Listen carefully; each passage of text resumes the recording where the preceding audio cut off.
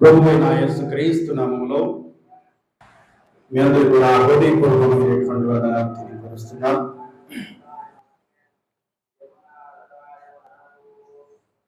ఇప్పుడున్నటువంటి పరిస్థితుల్లో సంఘంలో ఉన్నటువంటి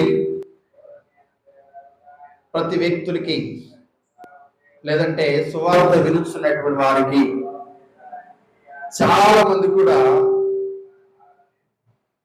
వాక్యము ఉన్నట్టుగా ధ్యానం చేసేటువంటి దానాన్ని కోల్పోతున్నారు. చాలా స్పష్టంగా వాక్యం తెలియపరుస్తుంటే తగ్గించు.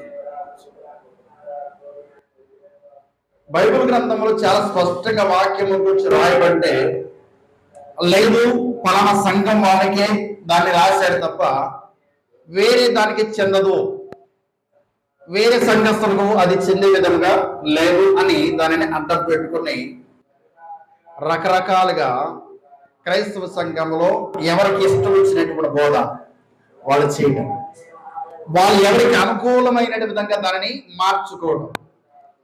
ఎందు నిమిత్తం ఈ మాటలు చెప్తున్నానంటే, స్త్రీలు సంఘంలో బోధించవచ్చా? స్త్రీలు అనేటువంటి వారు సంఘంలో బోధించవచ్చా?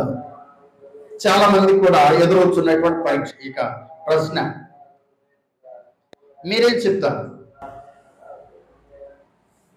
బోధించవచ్చా, బోధించకూడదా? చాలా మంది కూడా అనుకునేటువంటి విషయం ఏంటంటే, అది ఒక కొరింథీ సంఘానికి మాత్రమే అపోస్తలుడైనటువంటి పౌలు గారు మాట్లాడాడు తప్ప అన్ని సంఘాలను ఉద్దేశించి కాదు అని.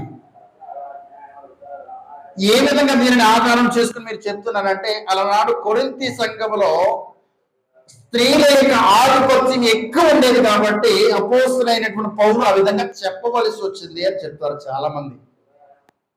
చాలా పెద్ద పెద్ద ప్రసంగికులైనటువంటి చెప్తున్నటువంటి మాట ఇది. ఎందుకంటే తన బాగా స్త్రీలను వాళ్ళు ఏం చేయాలి, సమర్థించాలి కాబట్టి, వాళ్ళు చెప్తున్నటువంటి బోధన సమర్థించుకోవాలి కాబట్టి వాళ్ళని చెప్తారంటే అది కొరింథీ సంఘానికి మాత్రమే వర్తిస్తుంది, మిగతా సంఘాలను ఎవరికి కూడా ఆ విధంగా మాట్లాడలేదు అని చెప్తూ, ఒకానొక ప్రవక్త ఫిలిప్పు కోతుల్లో కొంతమంది ప్రవచించారు కదా, ఎందుకని వాళ్ళకి అడ్డు చెప్పలేదు అపోస్తలుడైన పౌలు, వాళ్ళు సమర్థించారు కదా అని చెప్తారు.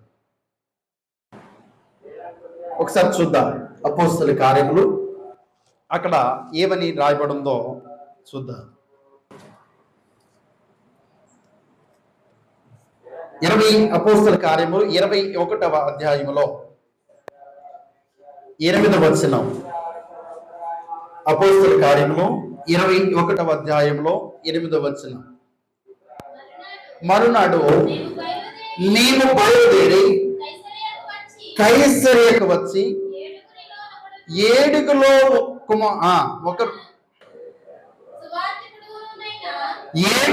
సువార్తికుడు అయినటువంటి ఫిలిప్పు ఇంట ప్రవేశించి అతని యొద్ద ఉంటని కన్యకులుగా ఉన్న 4 కుమార్తెలు అతనికి ఉండిరి, వారు ప్రవచించువారు. ప్రైజ్లో ప్రవచించకూడదు అని ఎక్కడ అపోస్తలుడైనటువంటి పౌలు గారు చెప్పలేదు, బోధన చేయకూడదని చెప్పాడు. ఏం చెప్పాడండి? బోధించకూడదని చెప్పాడు తప్ప ప్రవచించకూడదు, పరిశుద్ధాత్మ చేత మీరు ప్రవచించకూడదు అని ఎక్కడ కూడా చెప్పలేదు. ఒకవేళ మీరు ఉద్దేశించిన రీతిగా కొరింథీలో ఉన్నటువంటి సంఘంలో ఉన్నటువంటి వారిని కూడా ప్రవచించమని చెప్పాడు చెప్పలేదా? చూద్దాం. కొరింథీయులకు రాసినటువంటి మొదటి పత్రిక, కొరింథీయులకు రాసినటువంటి మొదటి పత్రికలో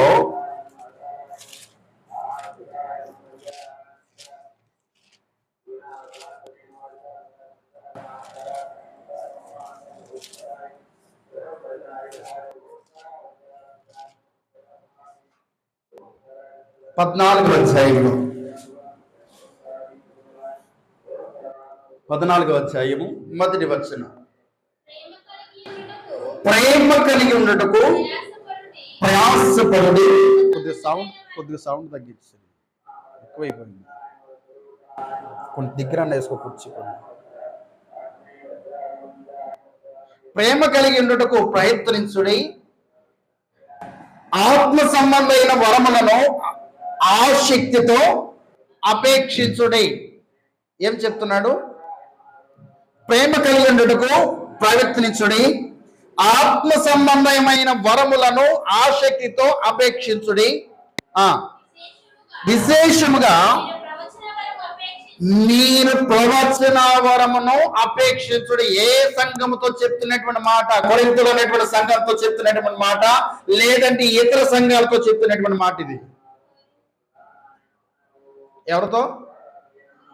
కొరింథీలో ఉన్నటువంటి సంఘంతోన చెప్తున్నాడు. ఏమి చెప్తున్నాడు? మీరు అపేక్ష కలిగి ఉండే ప్రాముఖ్యమైన అపేక్ష ఏంటంటే మీరు ప్రవచించేటువంటి విధానాన్ని మీరు కలిగి ఉండాలి. అదే ప్రవచించేటువంటి విధానం కలిగి ఉండమని చెప్తున్నటువంటి అపోస్తుడైనటువంటి పౌలు అదే అధ్యాయంలో చెప్తున్నాడు. అదే 14వ అధ్యాయము 33-34 వాక్యములో, స్త్రీలు మౌనముగా ఉండవలెను, వారు లోబడి ఉండవలసినది కానీ మాట్లాడుటకు వారికి సెలవు లేదు, ఇలాగ ధర్మశాస్త్రము చెప్పుచున్నది. ఒక్క సంఘము గురించి, అక్కడ ఉన్నటువంటి ప్రజల గురించి ధర్మశాస్త్రమును అడ్డం పెట్టుకుంటున్నాడు అపోస్తులైన పౌలు.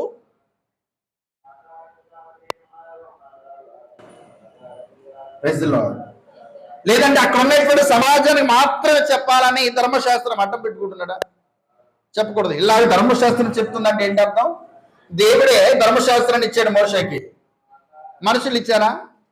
మనుషులు ఇచ్చిన బట్టి కాదు కదా. దేవుడే ధర్మశాస్త్రాన్ని మోషేకి ఇచ్చాడు, ఈ విధంగా మీరు ఆచరించండి అని. యేసుక్రీస్తు దానిని ఏం చేశాడు? దాన్ని బలం చేశాడు. ఎందుకని ఎట్లా బలం చేస్తున్నాడంటే, ఒక వ్యక్తిని చంపకూడదని ధర్మశాస్త్రం రాయబడింది కదా, నరహత్య చేయకూడదని ధర్మశాస్త్రం రాయబడింది కదా. నేనేం చెప్తున్నానంటే, ఎప్పుడైతే నా హృదయ ఆలోచన చేసి ఆ వ్యక్తిని చంపాలనుకుంటున్నాడో ఆ వ్యక్తి అప్పుడే పాపం చేస్తున్నాడని అర్థం. దానిని ఖండించాడా, లేదంటే దాన్ని కొద్దిగా టైట్ చేస్తున్నాడా? ధర్మశాస్త్రంలో ఉన్నటువంటి ఒక వచనం, నరహత్య చేయకూడదని, దాన్ని ఏం చెప్తున్నాడు యేసుక్రీస్తు వచ్చి? మీరు నరహత్య చేయకూడదని మీరు చెప్పారు కదా, ధర్మశాస్త్రంలో చెప్పబడింది కదా, మీకోసం ఇవ్వబడింది కదా. మీరు దానిని ఏ విధంగా ఆలోచన? నేనేం చెప్తున్నానంటే దాని గురించి మీరు ఎప్పుడైతే ఆలోచన చేస్తారో ఆ వ్యక్తిని అప్పుడే మీరు చంపినట్టు. వ్యభిచరించకూడదని ధర్మశాస్త్రం చెప్పింది కదా. నేనేం చెప్తున్నానంటే మీ హృదయాలోచన బట్టి ఎప్పుడైతే మీరు ఆ చూపును చూస్తారో, అటువంటి ఆలోచన కలిగి ఉన్నారో, అప్పుడే ఆమెతో నేను వ్యభిచరించినట్టు లెక్క. కొట్టివేశాడా? నిర్వర్తించాడా? దానిని అనుసరించాడా? ఎందుకనంటే వాక్యము అడ్డం పెట్టుకుంటే చాలా అడ్డమైపోతుంది. ఇక్కడ ఒక కొరింథీ సంఘానికి మాత్రమే వర్తిస్తుందా ధర్మశాస్త్రం? ధర్మశాస్త్రం అని చెప్పేటువంటి మాట ఇలా ధర్మశాస్త్రం కూడా చెప్తుందని ఎందుకని చెప్తున్నాడు అపోస్తలుడైన పౌలు? ఎందుకని మీరు అడ్డం పెడుతూ ఫలానా వారు ప్రవచించేటువంటి విధానం కలిగి ఉన్నారు, అక్కడ అపోస్తలుడైనటువంటి పౌలు ఏమంటే అడ్డం చెప్పలేదండి, అపేక్షించమని ఆయన చెప్తున్నాడు. అదే సంఘంలో మీరు ప్రవచించండి, మీరు ప్రవచించండి. ప్రాముఖ్యమైన విషయం ఏంటంటే మీరు ప్రవచించండి. మీరు దాని అందు అపేక్ష కలిగి ఉండి. ఎవరితో? కొరింథీలో ఉన్నటువంటి సంఘంతోనే. ఒక పురుషులు మాత్రమే ప్రవచించండి, స్త్రీలు మాత్రమే ప్రవచించకూడదని చెప్పలేదు. అందరూ కూడా చెప్తున్నాడు, అందరూ కూడా బిడ్డలని చెప్తున్నాడు, అందరూ కూడా సంఘ సభ్యుల గురించి చెప్తున్నటువంటి మాట. కానీ స్త్రీలకు ప్రత్యేకంగా చెప్తున్నాడు. ఏమని చెప్తున్నాడు అంటే మీరు బోధించకూడదు. తర్వాత తిమోతికి సంఘము కూడా చెప్పాడు. తిమోతికి చెప్తే ఏమని చెప్తున్నాడు? చదవండి ఒకసారి. తిమోతికి రాసినటువంటి మొదటి పత్రికలో, మొదటి పత్రిక 2వ అధ్యాయంలో 11వ వాక్యం. ఏదనగా తిమోతికి రాసినటువంటి పత్రిక 2వ అధ్యాయము 11వ వచనం.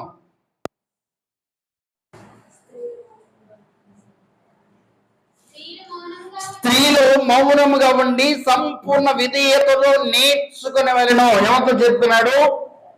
తన తోటి సహదాసుడైనటువంటి తిమోతితో, తన శిష్యుడైనటువంటి తిమోతితో, తన సంఘాన్ని అప్పగించినటువంటి తిమోతితో ఏమి చెప్తున్నాడు? స్త్రీలు మౌనంగా ఉండి సంపూర్ణ విధేయతతో నేర్చుకునే వాళ్ళను. స్త్రీలు మౌనంగా ఉండవలసింది కానీ ఇక్కడ ఉపదేశించుటకైనను పురుషుని మీద అధికారము చీటుకైనను ఆమెకు సెలవీయను. చాలా మంది కూడా చెప్తారు, అపోస్తుడైన పౌలు ఎవడండి ఇటువంటి అధికారం చెప్పడానికి, దేవుడు ఏమైనా చెప్పాడా అని. చాలా రకాలుగా లూప్ హోల్స్ చూస్తూ ఉంటారు. డాక్టర్ల దగ్గరికి వెళ్ళి మనం అడుగుతూ ఉంటాం, ఏదైనా పరిణామం జరిగినప్పుడు ఏమన్నా అవకాశం ఉంటే కొద్దిగా చేయండి, ఏదన్నా అవకాశం ఉంటే చేయండి, బ్రతకడానికి ఏమన్నా అవకాశం ఉంటే చేయండి అని. వాళ్ళు ఏం చెప్తారు, ఒకవేళ అవకాశం ఉంటే చెప్తారు, లేకపోతే ఎట్టి పరిస్థితులు అనే వ్యక్తి బతకడు.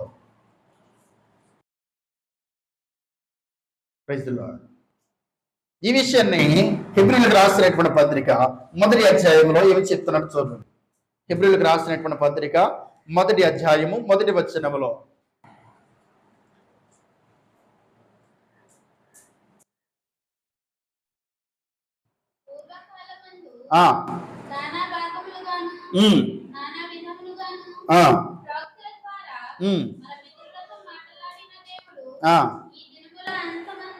ఈ దినముల అంతమందు కుమారుని ద్వారా మనతో మాట్లాడెను. అదే తీమోతేయులకు రాసినటువంటి పత్రిక 1వ పత్రిక 1వ అధ్యాయంలో 12వ వచనములో మాట్లాడుతున్నాడు. ఈ విధంగా ఏమని మాట్లాడుతున్నాడు, పూర్వము నేను దూషకుడును, హింసకుడును, హానికరుడును అయిన నన్ను తన పరిచర్యకు నియమించిన నమ్మకమైన వానిగా ఎంచినందుకు నన్ను బలపరిచిన మన ప్రభువైన క్రీస్తు యేసుకు కృతజ్ఞతుడనై ఉన్నాను. చాలా మంది కూడా చెప్తారు, అపోస్తుడైనటువంటి పౌలు చెప్పినటువంటి మాటను మేము అనుసరించాలా. మరికొందరు చెప్తున్నటువంటి మాట ఏంటంటే, అది కొరింథీ సంఘానికి కానీ ఎవరు కూడా దాన్ని ఇవ్వలేదు. తిమోతితో చెప్తున్నటువంటి మాట ఏంటంటే, ఇక ఒక ఆధారం చెప్తున్నాడు, మొట్టమొదట ఆదామును తర్వాత హవ్వయు నిర్మింపబడి కారా. దీన్ని ఎందుకని అడ్డం పెడుతున్నాడు? ఇందాకడేమో ధర్మశాస్త్రం చెప్పాడు, ధర్మశాస్త్రం కోట్ చేశాడు. రెండో విషయంలో ఇక్కడ అవ్వ ఆదాము కోట్ చేస్తున్నాడు. తన సొంత మాటలేం చెప్పట్లేదు అపోస్తలుడైన పౌలు, తన సొంత మాటలేమీ చెప్పట్లేదు. ఇక్కడ ధర్మశాస్త్రం ఉన్నటువంటి ప్రవక్తల గ్రంథాల్లో ఆధారం చేసుకుని, మనకు ఇవ్వబడినటువంటి పరిశుద్ధ గ్రంథం ఆధారం చేసుకుని చెప్తున్నటువంటి మాట ఇది. ఏం చెప్తున్నాడు? మొట్టమొదట ఆదాము తర్వాత హవ్వయు నిర్మింపబడి కారా, మరియు ఆదాము మోసపరచబడలేదు, కానీ స్త్రీ మోసపరచబడి అపరాధములో పడినో. ఎవరు అపరాధములు పడ్డారు? మొట్టమొదటిగా స్త్రీ అపరాధములో పడింది. దీనిని బట్టి ఆలోచన చేస్తే స్త్రీలు సంఘములో బోధించవచ్చు అనేటువంటి వారికి ఏ ఆధారం చూపించుకొని మాట్లాడగలుగుతారు? ఇక్కడ అవాదం తీసేస్తారా? అక్కడ ఉన్నటువంటి ధర్మశాస్త్రాన్ని తీసేస్తారా? ఈ రెండు కూడా తీసేస్తారా? మీకున్నటువంటి ఆలోచన, మీకున్నటువంటి విధానాన్ని మీరు నిర్వర్తించాలంటే, మీకున్నటువంటి స్త్రీలు సంఘములో బోధించాలంటే ఇవేవి కూడా మీకు పనికిరావా?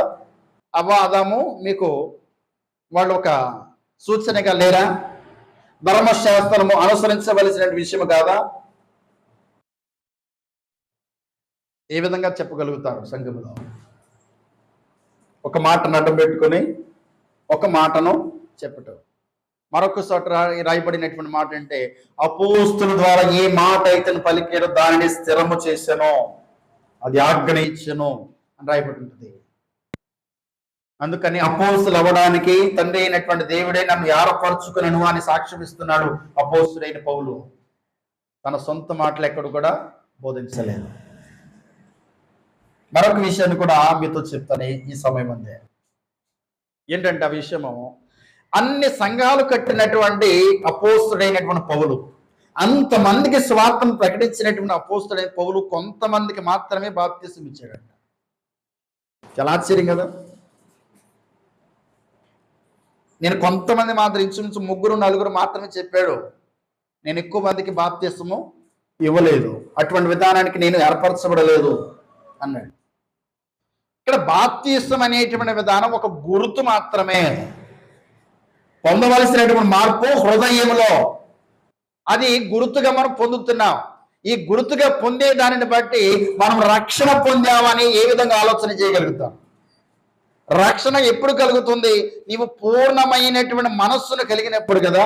నీవు రూపాంతరము పొందినప్పుడు కదా, ఆజ్ఞలను నువ్వు పాటించినప్పుడు కదా ఆ బాప్తీసానికి అర్థం. సున్నతి పొందినా దానికి అర్థం. ఈ రెండు కూడా లేకపోతే నేను బాప్తీసం నీళ్ళలో ములిగేసానంటే అర్థం లేదు. అది బాప్తీసమే కాదు, సున్నతి కూడా కాదు. సున్నతి చేసుకుంటే ఎంత, చేసుకోపోతే ఎంత. బాప్తీసం తీసుకుంటే ఎంత, తీసుకోపోతే ఎంత.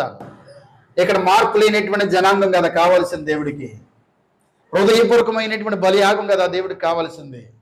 సత్యమును అనుసరించుతున్నటువంటి సత్య స్థాపన, దాని గురించి ఆలోచన చేసినటువంటి వారు కదా దేవుడికి కావాల్సింది. దేవుని యొక్క వాక్యం ఎప్పుడైతే వినపడుతుందో, దేవుని యొక్క మాటలు ఎప్పుడైతే వినపడుతుందో, తనకున్నటువంటి స్థితిని అంతా కూడా జ్ఞాపకం చేసుకుంటాడంట ఆ వ్యక్తి.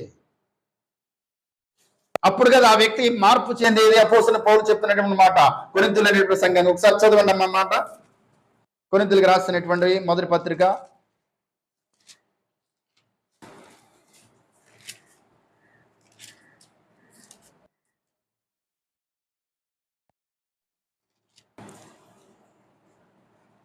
14వ అధ్యాయము 5వ వచనంలో మీరందరూ భాషలతో మాట్లాడవలని కోరుచున్నాను గాని మీరు ప్రవచింపవలనని మరి విశేషముగా కోరుచున్నాను. సంఘము క్షేమాభివృద్ధి పొందు నిమిత్తము భాషలతో మాట్లాడువాడు అర్థము చెప్పితేనే గాని వానికంటే ప్రవచించువాడు శ్రేష్ఠుడు. సహోదరులారా ఆలోచించుడి.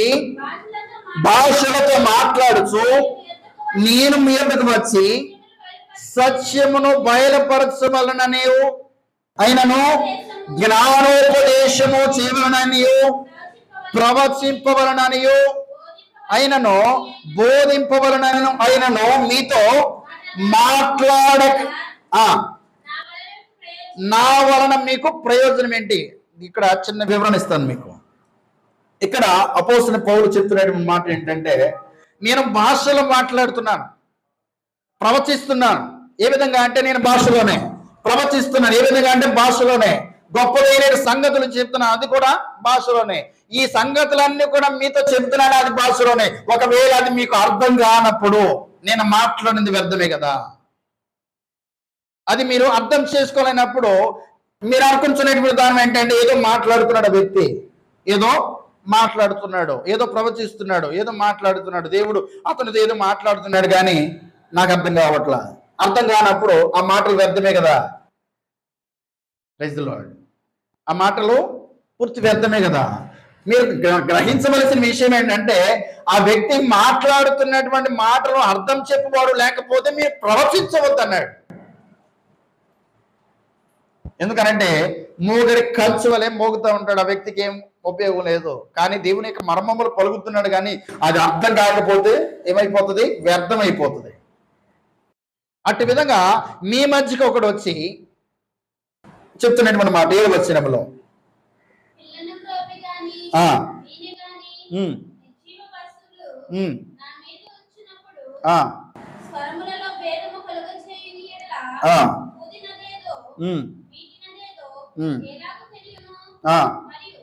మరియు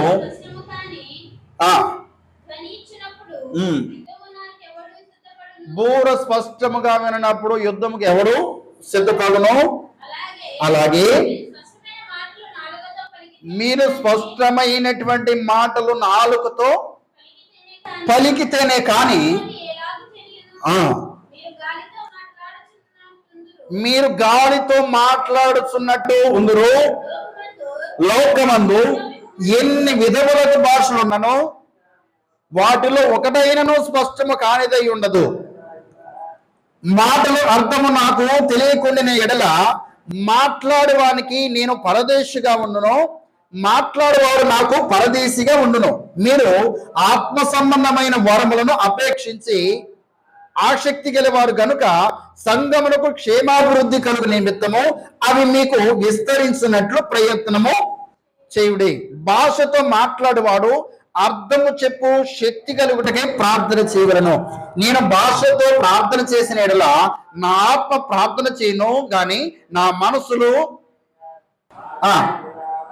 ఫలవంతముగా ఉండదు. కాబట్టి ఉమ్, ఆ, ఆ, మనస్సుతోనూ పాడు లేని ఎడల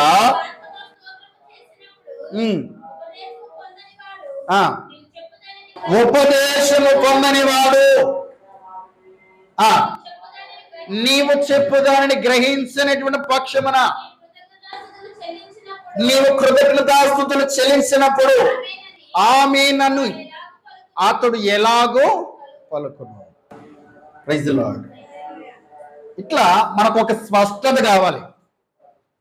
ఇక స్పష్టత అనేటువంటి విధానం లేకపోతే అది గుడ్డి జనకు వెళ్ళిపోతూ ఉంటది. ఏదో ఆయన మాట్లాడాడు, నేను వచ్చాను. ఏదో దేవుని మాటలు ఏదో పలుక్కున్నాడు ఆయన, నేను వచ్చాను. అది నాకు అర్థం కాల.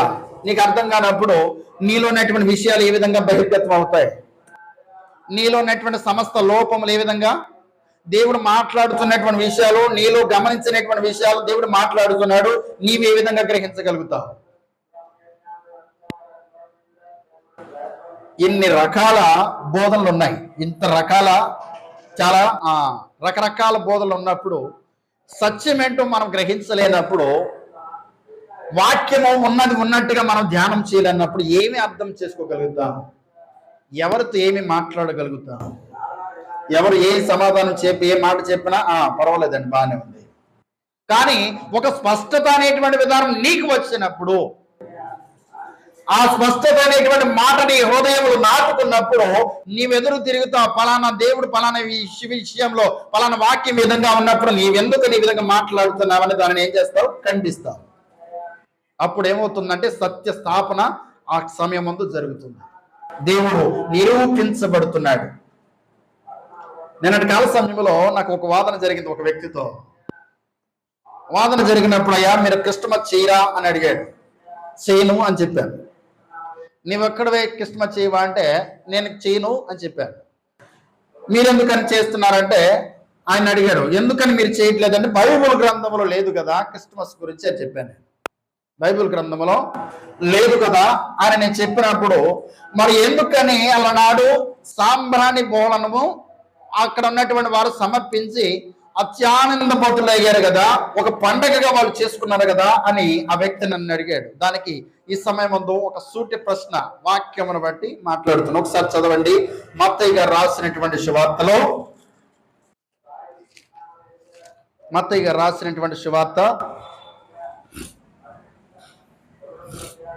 2వ అధ్యాయము 10వ వచనం. ఈయన నాతో చెప్పినటువంటి మాట ఏంటంటే, వారు నక్షత్రమును చూసి అత్యానంద భరితులై ఇంటిలోకి వచ్చి తల్లి అయిన మరియను ఆ శిశువును చూసి సాగిలపడి ఆయనను పూజించి తమ పెట్టెలు విప్పి బంగారమును సాంబ్రాణిని బోళమును కానుకగా ఆయనకు సమర్పించిరి. ఈ మాట నాతో చెప్పాడు ఆయన. ఇక్కడ గ్రహించవలసిన విషయం ఏంటంటే, ఆయన పుట్టిన దినమందు వీళ్ళు తీసుకురాలేదు.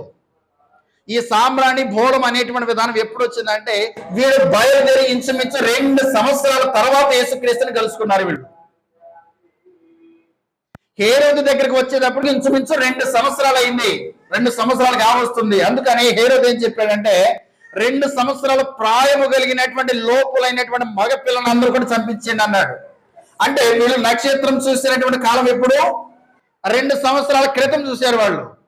ఆ గురుతుని చెప్పి హేరోదు రాజు దగ్గరికి వచ్చారు. అయ్యా, హేరోదు యొక్క యూదుల రాజుగా పుట్టినటువంటి వాడు ఎక్కడున్నాడు అని ఆ వ్యక్తితో అడిగినప్పుడు, నేనే యూదుల రాజును కదా, నాకంటే యూదుల రాజు మరొకరు ఉండకూడదని ఏం చేశాడంటే, అక్కడ పుట్టినట్టు 2 సంవత్సరాల ప్రాయం లోపల ఉన్నటువంటి వారిని అందరూ కూడా చంపించేశాడు. అంటే క్రిస్టమస్ దినమందు లేదంటే యేసుక్రీస్తు జన్మించినటువంటి రోజునే ఇక్కడ సాంబ్రాణి బోళమును సమర్పించారా? బైబిల్ గ్రంథం విధంగా చెప్తుందా? 2 సంవత్సరాలు అయింది. 2 సంవత్సరాలు కావస్తుంది. ఎందుకంటే వాక్యం తెలియదు, వాక్యంలో ఉన్నటువంటి విషయాలను అర్థం చేసుకునే విధానము లేదు. మరొక ప్రశ్న ఆ వ్యక్తిని అడిగారు. మరి చాలా మంది అపోస్తులైనటువంటి వారు అన్ని సంవత్సరాల సువార్తను ప్రకటించారు కదా, ఇంచుమించు 30 సంవత్సరాల చరిత్ర బైబిల్ గ్రంథంలో ఉంది. 30 నుంచి 50 సంవత్సరాల చరిత్ర బైబిల్ గ్రంథంలో పలానా నేను సువార్తను ప్రకటించామని బైబిల్ గ్రంథంలో రాయబడింది కదా.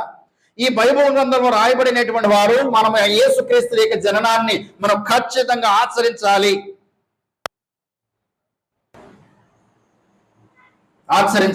అని ఎందుకని చెప్పలేదు? సమాధానము లేదు. సమాధానం లేనప్పుడు మరి ఎందుకు ఆయన ఆచరిస్తున్నారయ్యా అని నన్ను అడిగాడు ఆయన. నేను ఒక్క మాట సెలవిచ్చాను, అందరు కూడా గుడ్డి వాళ్ళే కదా అన్నాను. అంటే నీకు ఒక్కడికే కళ్ళు ఉన్నాయా అన్నాడు. నాకు బైబిల్ గ్రంథం చాలా స్పష్టంగా చెప్తుంది అక్కడ. నాకు బైబిల్ గ్రంథము చాలా స్పష్టత ఇచ్చింది. మరి చూడనేటువంటి వాళ్ళు గుడ్డి వాళ్ళే కదా, అంధత్వంలో నడుస్తున్నటువంటి వారు కదా అని అన్నప్పుడు ఆయన ఒక్క మాట అని వెళ్ళిపోయాడు. ఏంటంటే అందరూ కూడా గుడ్డివాడు అనుకుంటున్నావు కానీ నీవే గుడ్డివాడు అన్నాడు. నేను గుడ్డివాడునో కాదో నీ బైబిల్ తీసుకురా, నా బైబిల్ తీసుకొస్తాను, కూర్చొని మాట్లాడదాం. బైబిల్లో ఉన్నటువంటి విషయాలను ఏ విధంగా నువ్వు ప్రూవ్ చేయాలో, ఏ విధంగా క్రిస్మస్ చేయాలో నువ్వు ప్రూవ్ చేయి, ఎందుకని చేయకూడదు నేను ప్రూవ్ చేస్తాను అని చెప్పినప్పుడు ఇన్సుమెన్స్ 65 సంవత్సరాలు 70 సంవత్సరాలు అంటే వెళ్ళిపోయాడు. నిలబడి లేడు అక్కడ. ఎందుకు వెళ్ళిపోతున్నావు, నిలబడవచ్చు కదా, లేదు వెళ్ళిపోయాడు. Praise the Lord. అంటే వాక్యము చాలా స్పష్టంగా మనకు తెలియపరచబడుతుంది. దాన్ని జ్ఞానముతో ఆలోచన చేసినటువంటి వ్యక్తులకు ఆయన ఆ మర్మములను తెలియపరుస్తాడు. ఇట్లా వాక్యమును అడ్డం పెట్టుకున్న నానా రకాలుగా అందరూ కూడా ఆ బైబిల్ దగ్గరికి రావాలి, బైబిల్ దగ్గర అందరూ కూడా బైబిల్నే బోధిస్తున్నారు కదా అని చెప్పాడు ఆయన. అందరూ కూడా బోధిస్తున్నది చాలా వ్యాపారం కోసం కదా అన్నని. ఇట్ ఈస్ ఈ బిజినెస్. చాలా మంది కూడా చేస్తున్నటువంటి విధానం ఏంటంటే బైబిల్ని అడ్డం పెట్టుకొని వ్యాపారం చేస్తున్నారు, సువార్తను ప్రకటించట్లేదు. ప్రతి విషయమును గమనించాలి. ఇక్కడ మన టాపిక్ ఏంటంటే స్త్రీలు మౌనంగా ఉండాలి, సంఘంలో బోధించడానికి వాళ్ళకి అర్హత లేదని బైబిల్ చాలా స్పష్టంగా తెలియపరుస్తబడుతుంది. దీని విషయంలో చాలా మంది చాలా రకాలుగా చాలా యుద్ధాలు జరుగుతున్నాయి, డిబేట్లు జరుగుతున్నాయి. ఎన్ని డిబేట్లు జరిగినా చెప్పేది ఒకటే, బైబిల్ గ్రంథం దగ్గరికి రావాలి, ఎవరైనా దాంట్లో ఉన్నటువంటి విషయాలని సేకరించాలి తప్ప మరొక విషయాన్ని కనుక్కొనకూడదు. అందుకని గలతీయులకు రాసినటువంటి పత్రికలో ఒక మాట అన్నాడు, నేను ప్రకటించినటువంటి సువార్త కాక మరొక సువార్త మేమైనను పరలోకము నుంచి వచ్చినటువంటి దూతలైనను ప్రకటించిన యెడల వారు శాపగ్రస్తులు అవుతారని చెప్పాడు అపోస్తలుడైన పౌలు. ఎవరు? మేము ప్రకటించినటువంటి విధానం కాక లేదు ఇది కూడా మేము అనుసరించాలని మేము చెప్పామనుకోండి, అది కూడా మాది దుర్బోధే. మీకు ప్రకటించినటువంటి కాక మరొక విషయంలో మేము చెప్పినట్లయితే అది దుర్బోధ అవుతుంది. దాని విషయంలో మీరు ఏ విధంగా నమ్మాలంటే ఒకవేళ పరలోకం నుంచి వచ్చినటువంటి దూతలు చెప్పిన మీరు నమ్మద్దు, వాళ్ళు శాపగ్రస్తులు అవుతారు. ఎందుకంటే అటువంటి శాపంలో పడకూడదంటే ఇక్కడ బైబిల్ దీన్ని మనం సరి చేసుకోవాలి. అటువంటి ఆలోచన ఎవరికి కూడా లేదు, అర్థం చేసుకునేటువంటి విధానము లేదు. ఒకవేళ అర్థమయ్యే విధంగా చెప్పినా లేదు. మార్కు గారు రాసినటువంటి సువార్తలో ఒక మాట రాయబడి ఉంటుంది. మార్కు సువార్త 7వ అధ్యాయము 8వ వచనం.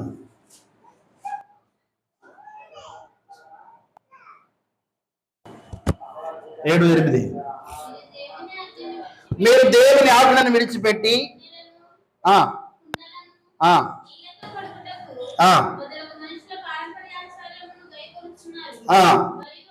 మరియు ఆయన మీరు మీ పారంపర్య ఆచారమును గైకొనుటకై దేవుని ఆజ్ఞను బొత్తిగా నిరాకరించుదురు.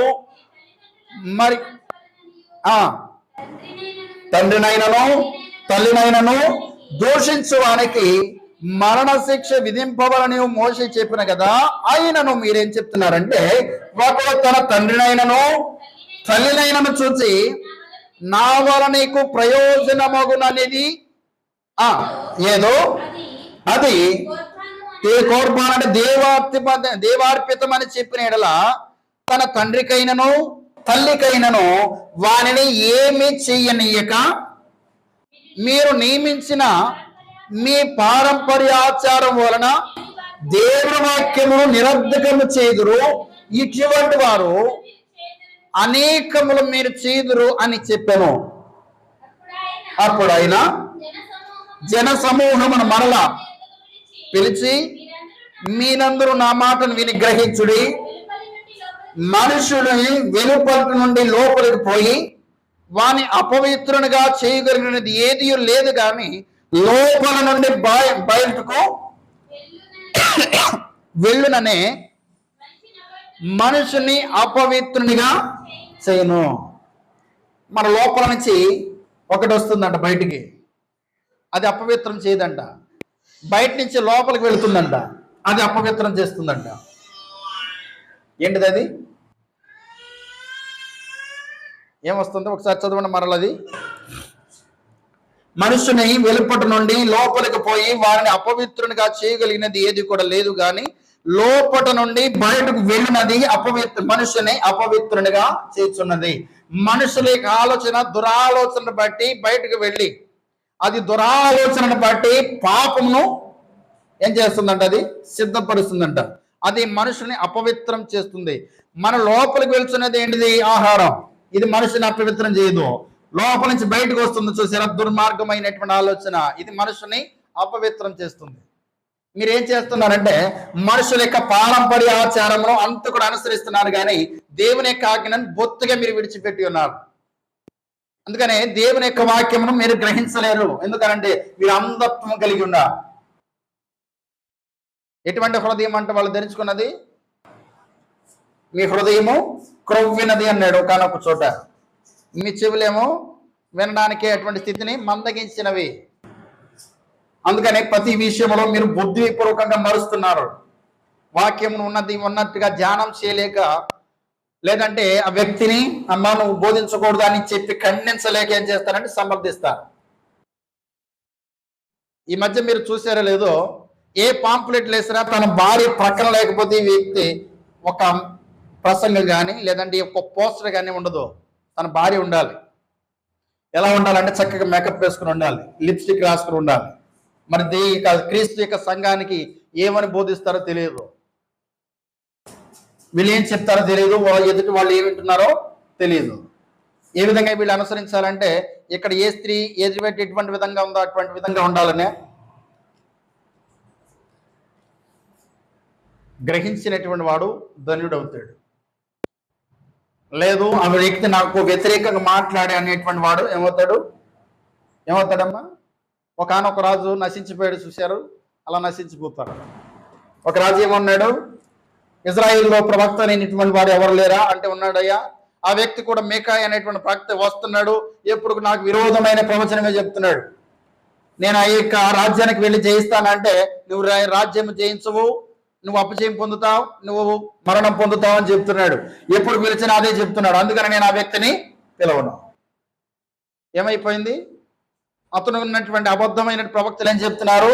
అయా నువ్వు జయాన్ని పొందుతావు, నువ్వు విజయాన్ని చేకూర్చుతుంది, దేవుడు నీ పక్షంలో ఉన్నాడని అబద్ధమైనటువంటి మాటలు చెప్తున్నాడు. ఈ వ్యక్తిని ఏం చేశారు? బంధించారు, చెంపతో కొట్టారు, చేత్తో కొట్టారు. కానీ ఏం జరిగింది? అపజయం పొందాడు, విజయము కలగల, పారిపోయాడు వాళ్ళ ముందు నిలవలేక. ఎందుకంటే ఉన్నది ఉన్నట్టుగా ధ్యానం చేయాలి. ఎవరినో అడ్డం పెట్టుకుని ఎవరో ఏదో అనుకుంటారని ఒకవేళ మనం ఇక వాక్యమును దానిని మళ్ళించి మాట్లాడినట్లయితే ఆ శాపము ఎవరి మీదకి వస్తుంది? బోధించు వారికి మీద ఖచ్చితంగా వస్తుంది. ప్రతి ఒక్కరికి కూడా సిద్ధపడి సత్యం ఏంటో దానిని గ్రహించి దానిని లోకములోకి వెళ్ళినప్పుడు దానిని ఏం చేసి మన హృదయంలో దాచబడినటువంటి వాక్యాన్ని ఇతర వ్యక్తులతో మాట్లాడగలిగిన శక్తిని పొందుకోవాలి.